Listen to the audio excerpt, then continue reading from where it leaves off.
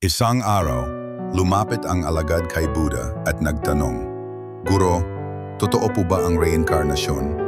May buhay pa po ba pagkatapos ng kamatayan?" Tahimik lang si Buddha. Walang o, walang hindi. Ang katahimikan ay tumagal, hanggang sa umalis ang alagad na puno ng tanong.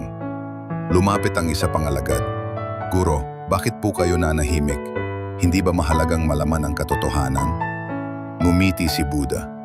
At banayad niyang sinabi, "Kung sasabihin kong oo, kakapit ka sa pag-asa ng susunod na buhay at makakalimutan mong pahalagahan ng ngayon. Kung sasabihin kong hindi, mawawala ang pag-asa mo at baka sumuko ka sa kabutihan. Kaya pinili kong manahimik dahil ang tunay na pag-unawa hindi kailanman naririnig kundi nararanasan."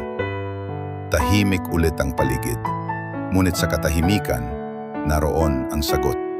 Ang katahimikan ay hindi kawalan ng sagot. Ito ang paraan ng buhay para turuan kang makinig sa sarili mo.